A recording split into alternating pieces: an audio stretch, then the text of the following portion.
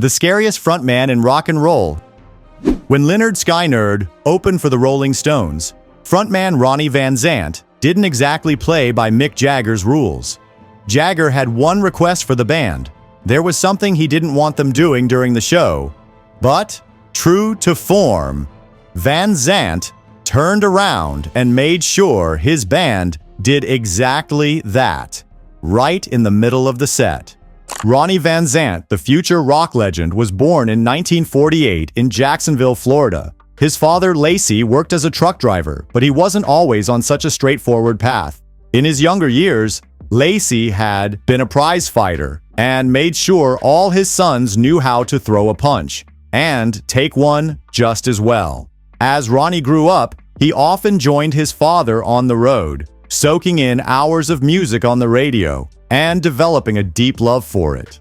By age 16, that love for music turned into action when he started a band called Us and naturally took the role of lead singer. Unfortunately, the band didn't last long and quickly became just I when his bandmates split. But Ronnie wasn't one to give up. Soon after, he formed another band, My Backyard, with friends Bob Burns, Gary Rossington, Alan Collins, and Larry Junstrom. Some members were as young as 13, but their age didn't hold them back. They played with a raw, determined energy that would soon catch fire. When they weren't in school, and let's just say they skipped more than a few classes, they spent every free minute perfecting their sound. With their new name, Noble Five, Ronnie Van Zant and his band began playing local dances and parties, often receiving just gas money or drinks as payment. They rocked every stage they could find, though not everyone shared their enthusiasm. The band's rehearsals took place at their parents' houses, with Van Zant's powerful voice booming through the quiet suburban streets. The band frequently rotated practice spots depending on which parents could handle the noise. But before long, neighborhood complaints piled up and the police were called to shut them down more than once. Recognizing his son's passion, Ronnie's father helped them find a secluded place to practice. They relocated to a small, abandoned farmhouse on a property in rural Green Cove Springs, Florida, quickly christened Hell House. It was a cramped, dilapidated building that baked in the sweltering Florida heat, but it was far enough from town that they could play as loudly as they wanted. Hell House became their sanctuary, a place where the band could crank up the volume without fear of disturbing anyone. Spending countless hours practicing, they developed the signature Southern rock sound that would eventually launch them into stardom. In those early days, the band was constantly experimenting, not so much with their sound, but with their identity. They cycled through a series of names, performing as the Wildcats, the Sons of Satan, Conquer a Worm, the Pretty Ones, and eventually 1%. Each name represented a new angle or attitude, but one act of defiance ultimately led them to the name that would stick and resonate with audiences around the world. When they weren't jamming at Hell House, Van Zant and his bandmates were busy causing a stir at Robert E. Lee High School. All of them attended the school except for Alan Collins, who went elsewhere. Robert E. Lee High had a strict dress code. Sideburns couldn't fall below the ears, hair couldn't touch the collar, belts and tucked-in shirt tails were mandatory, and socks had to be worn at all times. But Van Zant was not one to follow rules blindly. To work around the collar-length rule, he would slick his hair back with Vaseline, creating the appearance of short hair. While this trick fooled most teachers, one wasn't buying it. The school's gym coach, Lynyrd Skynyrd, who became known for his relentless enforcement of the dress code. Skynyrd, famously strict, took his role seriously, and his ongoing battle with Van Zant and his friends over their long hair became legendary. This clash of wills eventually inspired the band's final name, Lynyrd Skynyrd, a playful twist on the name of the very coach who tried to keep them in line. The band's name became an emblem of their rebellious spirit, giving them an identity they and their fans would never forget. Please comment OK if you support him. The school's gym coach had a particular dislike for the rebellious young rockers and took it upon himself to patrol the showers, searching for rule breakers. More than once, he caught Van Zant and the others with their hair dripping well below regulation length. Each infraction meant a trip to the principal's office, and ultimately, suspension. Finally, fed up with the constant hassle over their hair, Gary Rossington famously gave the gym teacher the finger and dropped out. Just a few nights after their latest school skirmish, Van Zant had an idea during a gig at the Forest Inn. Playing to a crowd packed with current and former students of Robert E. Lee High, he announced that the band was changing its name. Their new moniker was inspired by none other than their strict, buzz-killing gym teacher, Lynyrd Skynyrd. And, with that cheeky nod, Lynyrd Skynyrd was born. With their fresh name and a tighter sound, Van Zant and his bandmates quickly became legends in Jacksonville. Around this time, Ronnie Van Zant's life took several pivotal turns. He met Nadine Insko in the mid-1960s, and by January 1967, they were married. Soon after, the couple welcomed a daughter, Tammy. Van Zant briefly tried settling into a more conventional lifestyle, working at his brother-in-law's auto parts store. But the life of a family man didn't quite suit him, and Nadine wasn't keen on his musical ambitions. Their marriage ended in 1969. Soon afterward, Van Zant met Judy Seymour, whom he would later marry and have another child with, forging a new path forward as he pursued his music career with even greater determination. By 1970, Lynyrd Skynyrd had recorded a demo that captured the attention of Capricorn Records, the label that had recently signed Southern rockers like the Allman Brothers Band. But, to everyone's surprise, Van Zant turned down the offer. He believed the band wasn't ready for the big stage and was unwilling to rush their progress. Determined to reach their full potential first, he led the band through 3 more years of tireless performing. They toured relentlessly, hitting dive bars, school gyms, and small venues across the South, often traveling hundreds of miles for each gig. During these years, they fine-tuned their sound and gained invaluable experience, building a loyal fan base along the way. To improve their equipment, they invested in better amps and gear, giving their music a fuller, more powerful sound that matched Van Zant's commanding vocals. As their musicianship sharpened, they began to define a unique blend of blues, country, and rock that would become their signature Southern rock style. Their dedication and grit paid off. By the time they signed with MCA Records in 1973, they were a well-oiled machine, ready to make an impact. Even as the band's fame grew, Van Zant saw Lynyrd Skynyrd as a bit more worldly than their Southern rock peers. Despite their unmistakably Southern lyrics, he often said they were inspired by the British invasion bands of the 60s, aiming for a sound that went beyond Southern roots. Can you imagine what Lynyrd Skynyrd would have sounded like if they hadn't taken that British inspiration? Let's share your thought. After 3 grueling years on the road, Lynyrd Skynyrd had honed their sound to perfection, and finally, someone noticed. In 1973, MCA Records approached Van Zant and his bandmates with a record deal too good to pass up.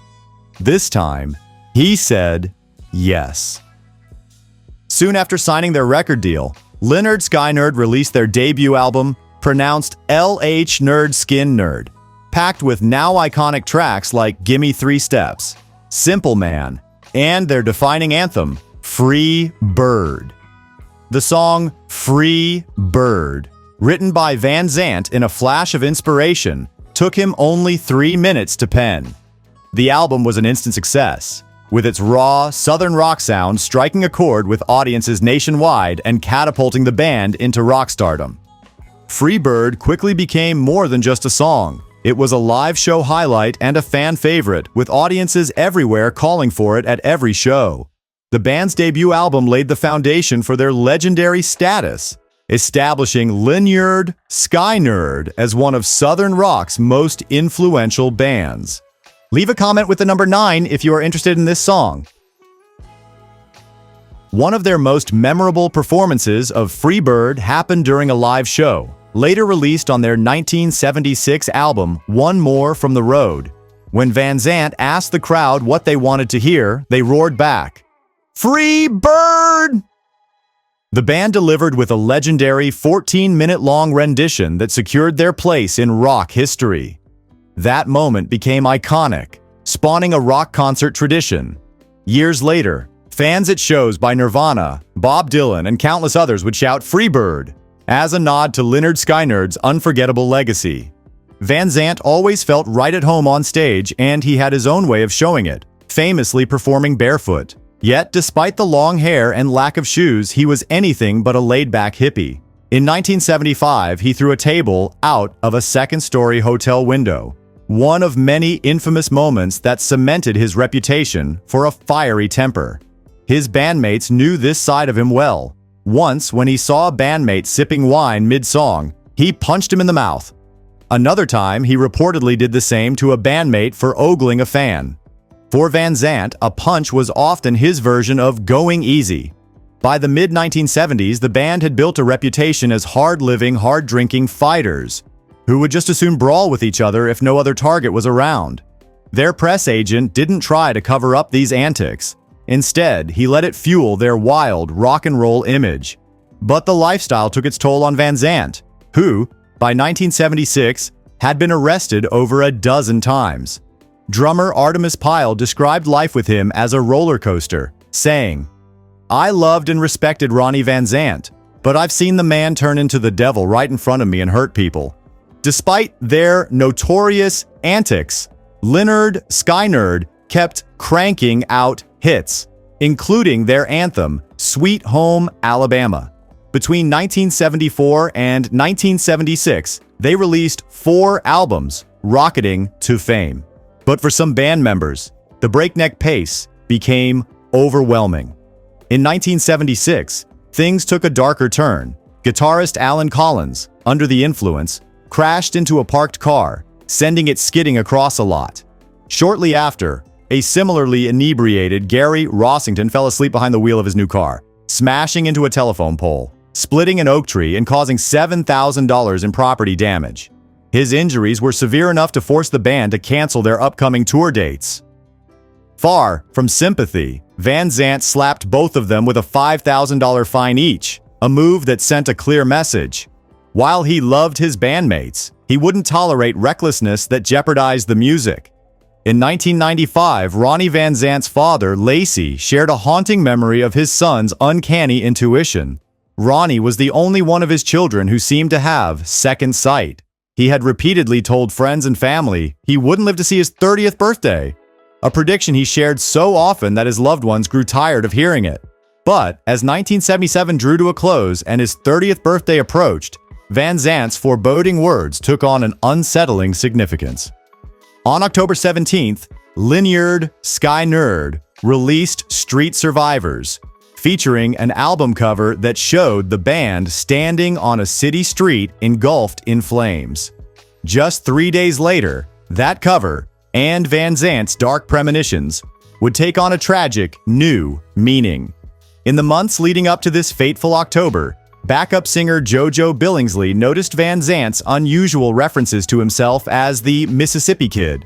Though he was born and raised in Florida, Van Zant felt a strange connection to Mississippi, a connection that had yet to reveal itself.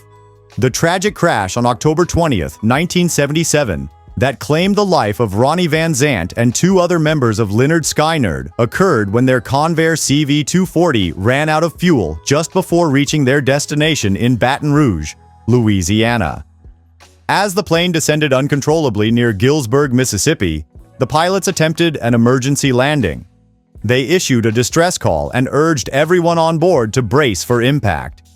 The crash killed Ronnie Van Zant, guitarist Steve Gaines, his sister and backup singer Cassie Gaines, assistant road manager Dean Kilpatrick, and both pilots, Walter McCreary and William Gray. Several others on board, including band members Alan Collins, Gary Rossington, and Artemis Pyle, survived but sustained serious injuries, with broken bones and severe trauma. In the aftermath, Artemis Pyle and 2 other survivors managed to stumble through the dense woods, eventually finding a local farmer who raised the alarm.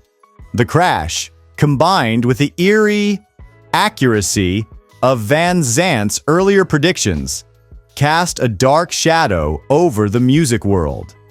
Lynyrd Skynyrd disbanded in the wake of the tragedy, and the original cover for their recently released album, Street Survivors, which depicted the band standing among flames, was pulled from shelves out of respect for those lost.